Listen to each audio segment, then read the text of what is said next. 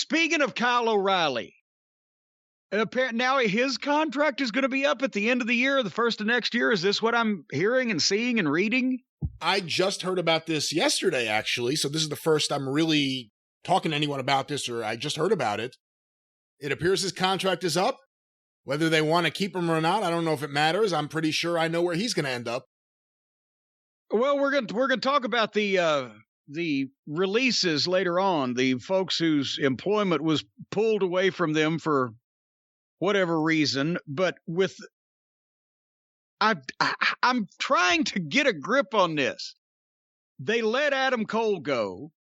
They let Bobby Fish go.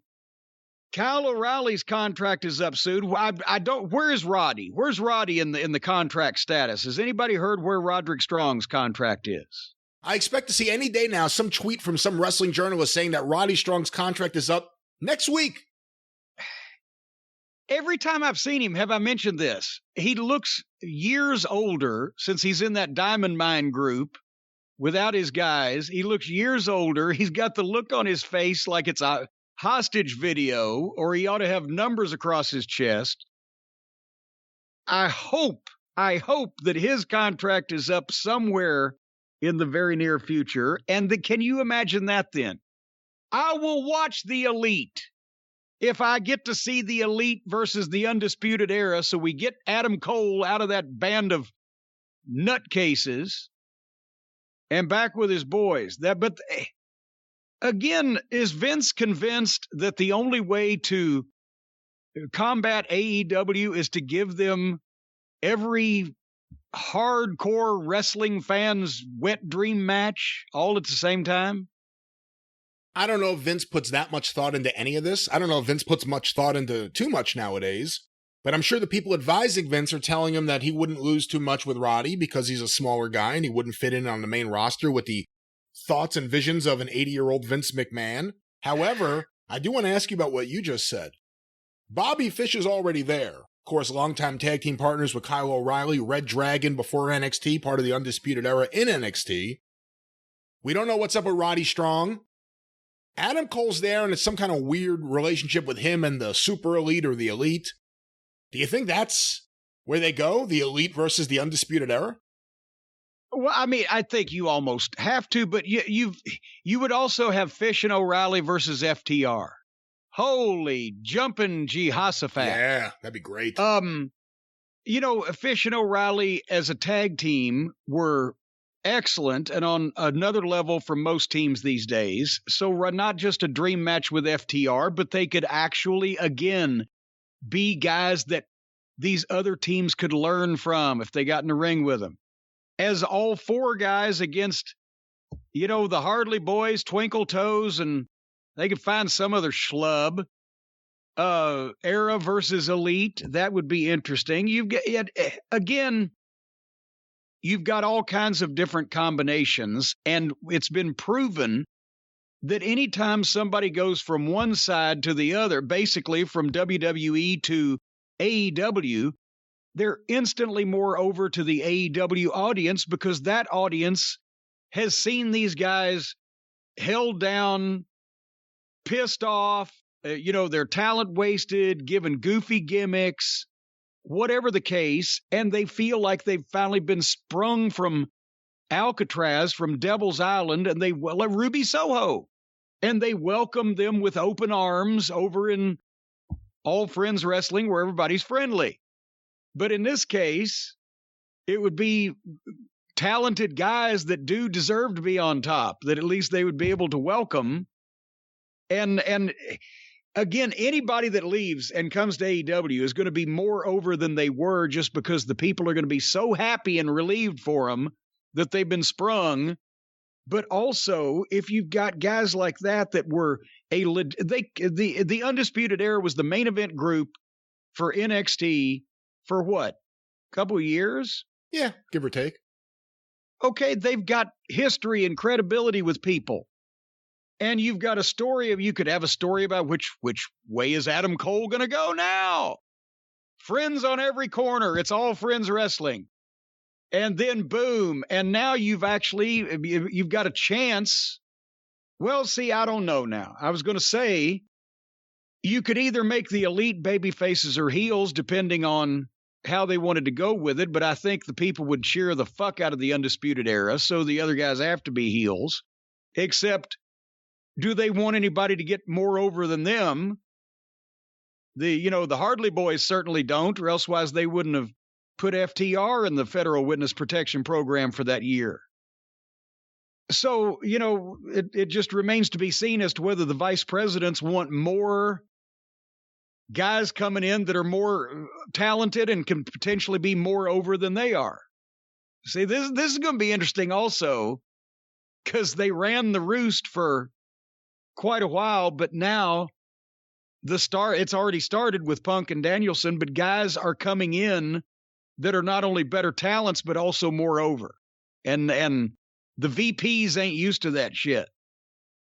So when you had OVW, eventually you had problems with WWE and they paid you money and you got to kind of leave on your own terms. Jody Hamilton had all sorts of problems down in Georgia with WWE. Not that he was running the greatest shop with him and Bill DeMott, but eventually he was upset with the way WWE pulled out. Steve Kern, I don't know if he's upset at all, but it was Steve Kern, and then, of course, it all went under Triple H with NXT. And we saw the guys that he championed, the guys that he pushed to the top. Who do you think is the most upset about the relationship with developmental? You, Bill DeMott, or Triple H right now? Looking at what happened to your developmental that you ran, could anyone be more upset than Triple H? I don't see how, honestly. Because he had it's been like, what, 5 years, a 5-year run where he decided, okay, we're going to be the counter programming to Ring of Honor, because Ring of Honor,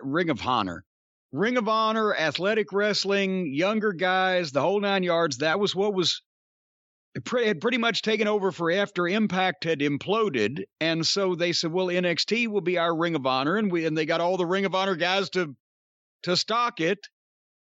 And that became the thing. And unfortunately, like we said when we talked about it, when they announced the change being made, I think Triple H went too far trying to be the darling indie promotion with just signing multiple guys that Vince's head would explode if he ever saw them. Gargano. I don't know how he must have a long-term no-cut contract. He should have concentrated a little bit more on a variety of guys and find some Odyssey Joneses for Vince and things.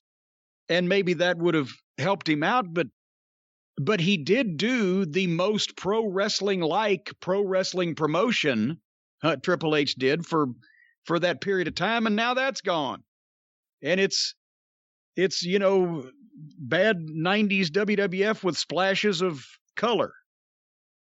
The other problem that comes to mind talking about all this, and we've talked about it the last few weeks, but we really need a third well-funded promotion, because WWE, with everything Triple H tried to do in America and in England, did a lot to wipe out the indies, but then Tony Khan kind of finished them off. And I don't even mean that to be like a harsh, like, goddamn Tony Khan, but he needed talent too, and he signed everybody.